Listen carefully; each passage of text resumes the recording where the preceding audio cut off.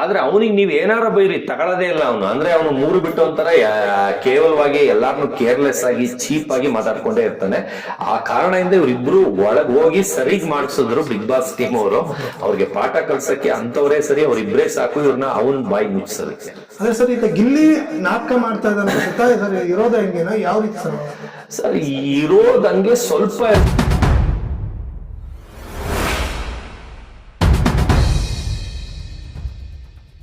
Sir, ಈಗ big boss ಇಂದ ಹೊರಗಡೆ ಬಂದ್ರಿ, ಇವಾಗ ಬಿಗ್ ಬಾಸ್ ನೋಡ್ತಾ ಇದ್ರಲ್ಲ ಸರ್, ಹೇಗೆ ಆಡ್ತಾ ಇದ್ರಿ ಸರ್ ಎಲ್ರು ಅಂತ ಅನ್ಸುತ್ತೆ? ಸರ್ ಅಂದರೆ ನನಗೆ ಸೀಸನ್ ಹಳೇದೆಲ್ಲ ನೋಡಿದ್ನಲ್ಲ ಸರ್, ಅದು ಇದಕ್ಕಿಂತ ವಾವ್ ಅನ್ನಿಸ್ತಾ ಇದೆ. ಅಂದರೆ ಇಲ್ಲಿ ಏನು ಸ್ಪೆಷಲ್ ಅನ್ನಿಸ್ತಾ ಇಲ್ಲ. ಅಂದರೆ ಇವಾಗಿರೋ ಕಂಟೆಸ್ಟೆಂಟಿಂದ ಏನು ವಾವ್ ಅನ್ನೋ ಥರ ನನಗೆ ಏನು ಬರ್ತಾನೆ ಇಲ್ಲ. ಯಾಕಂದರೆ ವಿನಯ್ ಗೌಡ ಅವರೆಲ್ಲ ಇದ್ದಾಗ ನಾವು ಎಷ್ಟು ಇಂಟ್ರೆಸ್ಟಿಂಗ್ ಆಗಿ ನೋಡ್ತಾ ಇದ್ವಿ, ಆ ಇಂಟ್ರೆಸ್ಟ್ ಈಗಿರೋದ್ರಲ್ಲಿ ಇಲ್ಲ. ಅಂದರೆ ಈಗಿರೋದ್ರಲ್ಲಿ ಬರೀ ರಕ್ಷಿತಾ ಆಮೇಲೆ ಅಶ್ವಿನಿ ಗೌಡ ಅವ್ರದ್ದೇ ಸ್ವಲ್ಪ ಹೈಲೈಟ್ ಆಗಿ ಕಾಣಿಸ್ತಾ ಇರೋದು. ಅವ್ರದ್ದು ಬಿಟ್ಟರೆ ಗಿಲ್ಲಿದು ಕಾಮಿಡಿ ಹೈಲೈಟ್ ಆಗಿ ಕಾಣಿಸ್ತಾ ಇದೆ. ಅದು ಬಿಟ್ಟರೆ ಮಿಕ್ಕಿದವ್ರದ್ದೆಲ್ಲ ಒಂದು ವೈಟ್ ರೈಸ್ ಥರ ಸಪ್ಪೆ ಥರ ಕಾಣಿಸ್ತಾ ಇದೆ. ಆ ಥರ ದಮ್ಮಿಲ್ಲ. ಅಂದರೆ ಈಗ ನಾವು ಅಷ್ಟೇ, ನಮ್ಗೇನು ಅರ್ಥನೂ ಆಗ್ತಾ ಇರಲಿಲ್ಲ, ಒಂಥರ ಅರ್ಥ ಇಲ್ಲದೆ ನಾವು ಏನೇನೋ ಮಾತಾಡ್ತಾ ಇದ್ವಿ. ಅವ್ರ ಕ್ವಶನ್ ಒಂದು ಕೇಳಿದ್ರೆ ನಾವು ಇನ್ನೊಂದು ಇದು ಮಾಡ್ತಾ ಇದ್ವಿ, ಆಮೇಲೆ ಗೇಮ್ನ ಅರ್ಥ ಮಾಡ್ಕೊಳ್ದೆ ಆಡ್ತಾ ಇದ್ವಿ. ಆ ಥರ ತಪ್ಪು ಕೆಲಸ ಆಗ್ತಾ ಇರೋದು ಈ ಸೀಸನಲ್ಲೇ ಅಂತ ಹೇಳಕ್ಕೆ ಇಷ್ಟಪಡ್ತೀನಿ. ಯಾಕಂದರೆ ಇದು ಒಂಥರ ಮಜಾನೇ ಬರ್ತಾ ಇಲ್ಲ. ಯಾಕಂದರೆ ಒಂದು ಅಂಡರ್ಸ್ಟ್ಯಾಂಡಿಂಗ್ ಇಲ್ಲ, ಒಂದು ಥೀಮ್ ಥರ ಇಲ್ಲ, ಏನೂ ಇಲ್ಲ. ಸುಮ್ಮನೆ ಏನೇನೋ ಪೆದ್ದು ಥರ ಅನ್ನಿಸ್ತಾ ಇದ್ದಾರೆ.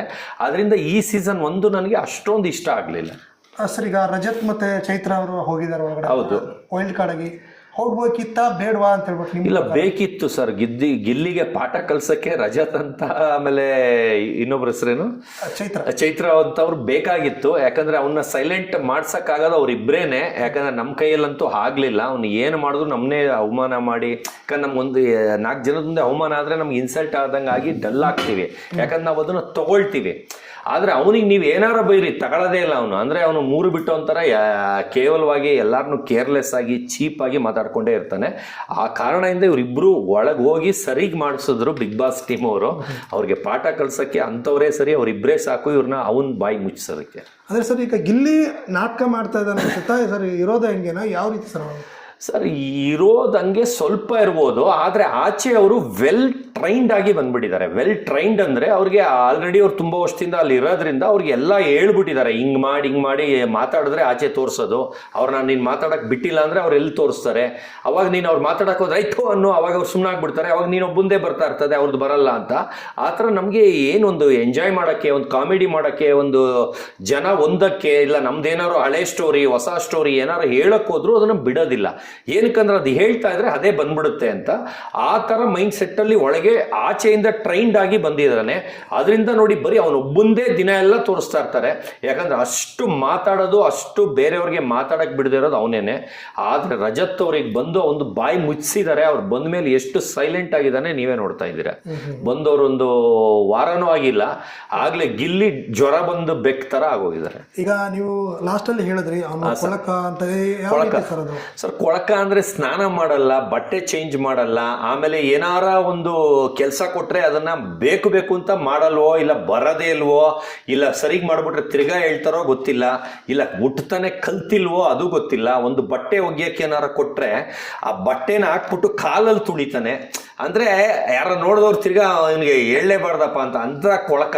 ಆಮೇಲೆ ಸ್ನಾನ ಮಾಡು, ಆಮೇಲೆ ಟಾಯ್ಲೆಟ್ ತೊಳಿ ಅಂದ್ರೆ ಸುಮ್ಮನೆ ಅದು ಚುರ್ಕಿ ಇಟ್ಕೊಂಡು ಆಯ್ತು ಅಂತ ಬಂದ್ಬಿಡ್ತಾನೆ. ಅಲ್ಲಿ ಕೂದಲು ವಾಸನೆ ಎಲ್ಲ ಇರುತ್ತೆ, ಅದಕ್ಕೆ ಹೋಗಿ ಸೆಂಟ್ ಬಿಟ್ಬಿಟ್ಟು ಬಂದ್ಬಿಡ್ತಾನೆ ಆಯ್ತು ಅಂತ. ಅಂದ್ರೆ ಅಷ್ಟು ಬೇಜವಾಬ್ದಾರಿ. ಅಂದ್ರೆ ನನ್ನ ಮನೆ, ನನ್ನ ಸೊತ್ತು, ನಾನು ನೀಟಾಗಿ ಮಾಡಿದ್ರೆ ನನ್ನ ಹೊಗಳ್ತಾರೆ, ನಾನು ಹೊಗಳ್ಸ್ಕೋಬೇಕು ಅನ್ನೋ ಕಲ್ಚರೇ ಇಲ್ಲ ಸರ್. ಅಂದ್ರೆ ನಿಮ್ಮ ಡೆಡ್ ಅಪೋಸಿಟ್ ಅನ್ಬೋದು. Dead opposite sir. ನಮ್ಮ ಮನೆಗೆ ಬಂದು ಒಬಿಡಿಯಂಟು, ರಾಯಲ್ಲು, ಆಮೇಲೆ ಎಲ್ಲರೂ ಸ್ನಾನ ಮಾಡ್ಕೊ ಬಂದ್ರೆ ಒಂಥರ ಕಾಣಿಸ್ತಾರೆ. ನೀವು ಬಂದ್ರೆ ಒಂದು ಗತ್ತಲ್ಲಿ ಕಾಣಿಸ್ತೀರಾ. ಆ ಲೆವೆಲ್ಗೆ ನನ್ನ ಹೊಗಳ್ತಾ ಇದ್ರು. ಆಮೇಲೆ ಹೇಳಿದ ಕೆಲಸನ ಹೇಳಕ್ಕಿಂತ ಮುಂಚೆನೆ ಮಾಡ್ತಿದ್ದೆ. ಆಮೇಲೆ ಬೇರೆಯವ್ರ ಕೆಲಸನು ಒಂದ್ಸಲ ನನಗೆ ಕಿಚನ್ ಕೊಟ್ಟಿರಲ್ಲ, ಬೇರೆ ಟಾಯ್ಲೆಟ್ ಕೊಟ್ಟಿರ್ತಾರೆ. ಟಾಯ್ಲೆಟ್ ಎಲ್ಲ ನನ್ನ ಕೆಲಸ ಆಯ್ತು ಅಂತ ನಾನು ಕೈ ಕಟ್ಕೊಂಡು ಕೂತ್ಕೋಬೋದಿತ್ತು. ಆದರೆ ಅಡುಗೆ ಮನೆದು ಶೆಲ್ಫ್ ಇರುತ್ತಲ್ಲ, ಸ್ಟವ್ ಎಲ್ಲ, ಅಲ್ಲಿ ಜಿಡ್ಡು ಹೆಂಗ್ ಮಾಡಿರ್ತಾರೆ ಅಂದ್ರೆ, ಒಂದು ಹೋಟ್ಲಲ್ಲಿ ಬೆಳಗ್ಗೆಯಿಂದ ರಾತ್ರಿವರೆಗೂ ಎಲ್ಲರಿಗೂ ಅಡುಗೆ ಮಾಡಾಕಿದ್ರೆ ಅವಾಗ ಎಷ್ಟು ಇದಾಗತ್ತೆ. ಆ ಲೆವೆಲ್ಗೆ ಅಡಿಗೆ ಮನೆನ ಗಲೀಜ್ ಮಾಡಿರ್ತಾರೆ. ಅಂದ್ರೆ ಅದು ರೆಗ್ಯುಲರ್ ಆಗಿ ಕ್ಲೀನ್ ಮಾಡಿದ್ರು ಅಷ್ಟೇ ಗಲೀಜ್ ಮೆತ್ಕೊಂಡಿರುತ್ತೆ. ಇವ್ರು ಹೆಂಗಂದ್ರೆ ಮೇಲ್ಗಡೆ ಇರೋ ಉಡಿಗಳನ್ನ ಉದುರಿಸ್ಕೊಬಿಡೋದಷ್ಟೇ.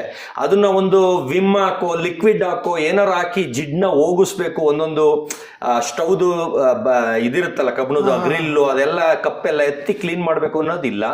ನಾನು ಒಂದು ದಿವಸ 12-12:30 ರಾತ್ರಿಯಲ್ಲಿ ಎಲ್ಲ ಮಲ್ಗೋ ಟೈಮಿಗೆ ಹೋಗ್ತಾ ಇರೋ ಟೈಮಲ್ಲಿ ನಾನು ಚಂದ್ರಪ್ರಭಾಗ್ ರಿಕ್ವೆಸ್ಟ್ ಮಾಡಿಕೊಂಡು, ಸರ್ ನೋಡಿ ಸರ್ ಹೆಂಗೆ ಮಾಡಿದ್ದಾರೆ, ಒಂದು ನಿಮಿಷ ಸುಮ್ಮನೆ ನೀವು ನಿಂತ್ಕೊಳ್ಳಿ ಸರ್, ನಾನು ಮಾಡ್ಬಿಡ್ತೀನಿ ನಿಂತೀನಿ. ಅಯ್ಯೋ ಇಲ್ಲ ಸೊಂಟ ನೋವು ಅಂತಾರೆ. ಸರ್ ಚೇರ್ ಬೇಕಾದ್ರೆ ಹಾಕ್ತೀನಿ, ಕೂತ್ಕೊಂಬಿಡಿ ಸರ್, ನಾನು ಮಾಡ್ಬಿಡ್ತೀನಿ, ನಂಗೆ ಹಿಂಗೆ ಗಲೀಜೆಲ್ಲ ನೋಡೋಕ್ಕಾಗಲ್ಲ ಅಂದ್ಬಿಟ್ಟು ವಿಮ್ದು ಪಾತ್ರೆ ತೊಳೆಯೋದು ಬರುತ್ತಲ್ಲ, ಅದನ್ನು ಒಂದು ಬಟ್ಲಲ್ಲಿ ನೀರು ಇದು ಮಾಡಿಕೊಂಡು ಫಸ್ಟ್ ಚುಮುಕ್ಸ್ಬಿಟ್ಟು ಕೈಯಲ್ಲಿ ಅದನ್ನು ಜಿಡ್ ಮಾಡಿ ಒದ್ದೆ ಮಾಡ್ತೀನಿ ಸರ್. ಒದ್ದೆ ಮಾಡಿದ್ಮೇಲೆ ಏನಾಗುತ್ತೆ, ಸ್ವಲ್ಪ ಹೊತ್ತು ಬಿಟ್ಕೊಳ್ಳುತ್ತೆ. ಅವಾಗವ್ರಿಗೂ ಪಾಪ ಪೇಷಂಟ್ಸ್ ಇಂದ ಚಂದ್ರಪ್ರಭು ಅವ್ರು ಕಾಯ್ತಾರೆ. ಆಮೇಲೆ ಜುಂಗ್ ತಗೊಂಡು ಉಜ್ಜುತ್ತೀನಿ ಅದೇ ಒದ್ದೆಯಲ್ಲಿ. ಫಸ್ಟ್ ಜುಂಗಲ್ಲಿ ಆ ಜಿಡ್ನೆಲ್ಲ ಫಸ್ಟ್ ಕೊಳೆನೆಲ್ಲ ಒಂದೊಂದು ಸ್ಟೀಲ್ದೆಲ್ಲ ಸ್ಟವ್ದೆಲ್ಲ ತೆಗೆದು ಅದನ್ನೆತ್ತಿ ತೊಳೆಯಕ್ಕೆ ಹಾಕ್ಬಿಟ್ಟು ನೀಟಾಗಿ ಉಜ್ಜಿಬಿಟ್ಟು ಆ ಕಡೆಯಿಂದ ನಾನು ಒರೆಸ್ಕೊಂಡು ಬರ್ತಾ ಇರ್ತೀನಿ. ಅವಾಗ ಅಶ್ವಿನಿ ಗೌಡ ಮೇಡಮು ಬರ್ತಾರೆ ರೂಮಿಂದ. ಏನು ಇನ್ನೂ ಮಲಗಿಲ್ವಾ, ಅಯ್ಯೋ ಇಷ್ಟೊತ್ತಿನಲ್ಲಿ ಈ ಕೆಲಸ ಎಲ್ಲ ಮಾಡ್ತಾ ಇದ್ದೀರಾ ಅಂದ್ಬಿಟ್ಟು ಎಲ್ಲಾರನ್ನೂ ಮನೆಯಿಂದ ಆಚೆ ಕರೆದ್ಬಿಟ್ಟು ಶಬಾಷ್ ಅಂತ ಚಪ್ಪಾಲೆ ತರಿಸ್ತಾರೆ. ಅಂದ್ರೆ ಅವ್ರ ಸ್ಟೈಲಲ್ಲಿ ಏನೋ ಒಂದು ಹೇಳ್ಬಿಟ್ಟು, ನೋಡಿ ಅವ್ನ ಕೆಲಸ ಅದಿದ್ರು ಅವನಾಗೋನೆ ತಿಳ್ಕೊಂಡು ಈ ಕೆಲಸ ಮಾಡ್ತಾ ಇದ್ದಾನೆ, ಅವನ ಮನೆ ತರ ಅಂದ್ಬಿಟ್ಟು ಇಡೀ ಮನೆಯವ್ರನ್ನ ಕರೆಸ್ಬಿಟ್ಟು ಚಪ್ಪಾಳೆ ತರಿಸ್ತಾರೆ. ಅದು ಒಂದ್ಸಲಿ. ಆ ಥರ 3 ಸಲ ಚಪ್ಪಾಳೆ ತೆಗೆಸ್ಕೊತೀನಿ ಮನೆಯವ್ರ ಕೈಯಲ್ಲಿ. ನೀಟ್ನೆಸ್, ಆಮೇಲೆ ಕ್ಲೀನ್ನೆಸ್ ಆ ಥರ. ಆಮೇಲೆ ನನ್ನ ಮನೆ ಥರ ಅಂದ್ರೆ ನಾನು ಅದನ್ನ ಲಾಡ್ಜ್ ಥರ ನೋಡ್ಕೊಳ್ಳಲ್ಲ. ಈಗ ಲಾಡ್ಜಲ್ಲಿ ಏನಂದ್ರೆ ತಿಂದ್ಬಿಟ್ಟು ಕೈ ಒರೆಸ್ಕೊಂಡು ಅಲ್ಲೇ ಬಿಸಾಕೋ, ಬೇಕಾರೆ ಕ್ಲೀನ್ ಮಾಡೋ ಬೆಡ್ಶೀಟು. ನಾನು ಟಾಯ್ಲೆಟನ್ನು ಒಂದು ಲಾಡ್ಜ್ಗೆ ಹೋದ್ರೂ ಅಲ್ಲಿ ಲೆಟ್ರಿನ್ ಗುಚ್ಚಾಗಿ ಏನಾರು ಹೋಗಿ ಬಂದು ಸ್ನಾನ ಏನಾರು ಮಾಡ್ಕೊಂಡು ಬಂದ್ರೂ ಫುಲ್ಲು ಬಕೆಟಲ್ಲಿ ನೀರು ಹಿಡಿದು ಎಲ್ಲ ತೊಳೆದು ನೀರೆಲ್ಲ ತಳ್ಳಿಬಿಟ್ಟು ಆ ಕೂದಲನ್ನು ಡಸ್ಟ್ಬಿನ್ಗೆ ಹಾಕ್ಬಿಟ್ಟು ಬರ್ತೀನಿ. ಅಂದರೆ ನೆಕ್ಸ್ಟ್ ಹೋಗೋರು ಇಲ್ಲಿ ಯಾರೂ ಸ್ನಾನ ಮಾಡೇ ಇಲ್ವೇನೋ, ಅಷ್ಟು ಫ್ರೆಶ್ ಆಗಿದೆ ಆ ಲೆಕ್ಕಕ್ಕೆ ನಾನು ಕ್ಲೀನ್ ಮಾಡಿ ಬರ್ತೀನಿ. ಅದು ಬಿಗ್ ಬಾಸ್ ಮನೆ ಆಗಿರ್ಬೋದು, ನನ್ನ ಮನೆ ಆಗಿರ್ಬೋದು, ಬೇರೆ ಹೋಟೆಲ್ ಆಗಿರ್ಬೋದು, ಕಂಡೋರ್ ಮನೆ ಆಗಿರ್ಬೋದು. ನಿನ್ನೆ ಒಂದು ಆಫೀಸ್ಗೆ ಹೋಗಿದ್ದೆ, ಭಾಷ್ಯಂ ಸರ್ಕಲಲ್ಲಿ CCTV ಅವ್ರದ್ದು ವಿನೋದ್ ಅನ್ನೋರ ಆಫೀಸ್ಗೆ ಹೋಗಿದ್ದೆ. ಅಲ್ಲಿ ಆ ಟಾಯ್ಲೆಟ್ ಮೇಲೆಲ್ಲ ರೀಸಸ್ ಮಾಡಿ ಕೆಳಗೆಲ್ಲ ಮಾಡಿಬಿಟ್ಟಿದ್ರು. ನಾನು ಮಾಡಾದ್ಮೇಲೆ ಚಿರ್ಕಿ ತಗೊಂಡು ಹೊಡೆದ್ಬಿಟ್ಟು ಲೈಸಾಲೆಲ್ಲ ಲಿಕ್ವಿಡ್ ಹಾಕ್ಬಿಟ್ಟು ಉದುರಿಸ್ಬಿಟ್ಟು ಸ್ಮೆಲ್ಲೆಲ್ಲ ಹೋಗಿಸ್ಬಿಟ್ಟು ಬಂದೆ. ಅವರು ಸ್ವಲ್ಪ ಹೊತ್ತಾದ್ಮೇಲೆ ಅವ್ರು ಹೋದ್ರು, ಯಾರಿದು ಟಾಯ್ಲೆಟ್ ಎಲ್ಲ ಕ್ಲೀನ್ ಮಾಡಿದ್ದು ಅಂತಾರೆ. ಸರ್ ನಾನೇ ಸರ್. ಏನು ಸರ್ ಹಂಗೆ ಒಳ್ಳೆ ಲಾಡ್ಜ್ ಇಟ್ಕೊಂಡಿದ್ರೆ ಆಫೀಸಲ್ಲಿ ಯಾರೋ ನೋಡಿದವ್ರು ಏನು ಅನ್ಕೊಂತಾರೆ ಸರ್ ಅಂದೆ. ಅಯ್ಯೋ ನೀವ್ಯಾಕೆ ತೊಳಿಯಕ್ಕೆ ಹೋದ್ರಿ ಅಂದರು. ಸರ್ ನನಗಲ್ಲಿ ಗಲೀಜ್ ಅನ್ನಿಸ್ತು ಸರ್. ನಂಗೆ ಗಲೀಜ್ ಇದ್ರೆ ಇಷ್ಟ ಆಗಲ್ಲ, ಅದಕ್ಕೋಸ್ಕರ ಅಂತ ನಿನ್ನೆ ಅವ್ರ ಆಫೀಸ್ಗೆ ಹೋಗಿ ಕ್ಲೀನ್ ಮಾಡಿ ಬಂದಿದ್ದೀನಿ. ಬೇಕಾದ್ರೆ ಅವ್ರದ್ದು ಮಿಸ್ ಕಾಲ್ ಅವಾಲೇ ಬಂದಿದೆ, ಬೇಕಾದ್ರೆ ನೀವು ಫೋನ್ ಮಾಡಿಬಿಟ್ಟು ಅವ್ರಿಗೂ ಈಗ ಸ್ಪೀಕರ್ ಫೋನ್ ಹಾಕಿ ಕೇಳಿಸೋಂದ್ರು ಕೇಳಿಸ್ತೀನಿ. ಇದು ನಿನ್ನೆ ಆಗಿರೋದು. ಆ ಥರ ನಾನು ಹೋಗಿದ್ದ ಕಡೆ ನಂದು ನಿಂದು ಕಂಡೋರ್ದು ಅಂತ ನೋಡಲ್ಲ ಸರ್, ನಂದು ಮನೆ ಅಂತಲೇ ನೋಡ್ಕೊಳ್ಳೋದು. ಅದು ನೀವು ಮನೆ ಅವ್ರ ಮನೆ ಆಗಲಿ ಯಾರ ಮನೆ ಆದರೂ ನನಗೇನೆ. ಆಮೇಲೆ ಟಾಯ್ಲೆಟು ಆವಾಗಲೇ ನೋಡಿದ್ರಿ ನೀವು, ಇವಾಗೆಲ್ಲ ನೆಂದಿರಬೇಕು. ಬೇಕಾದ್ರೆ ಇನ್ನೊಂದ್ಸಲಿ ಕೈಯಲ್ಲೇ ಉಜ್ಬಿಟ್ಟು ತೊಳಿತೀನಿ. ಇಲ್ಲಿ ನೋಡಿ ಕೈಯಲ್ಲಾಗಲೇ ಸುಟ್ಟಂಗೆ ಆಗ್ತಾ ಇದೆ, ಪೊರೆ ಹೇಳ್ತಾ ಇದೆ, ಆದರೂ ತಲೆ ಕೆಡಿಸ್ಕೊಳ್ಳಲ್ಲ. ಮನೆ ನೀಟಾಗಿರೋದು ಮುಖ್ಯ ಸರ್. ಈಗ ಜಾನ್ವಿ ಅವರು ಈಗ ರೀಸೆಂಟಾಗಿ ನೀವು ಹೊರಗೆ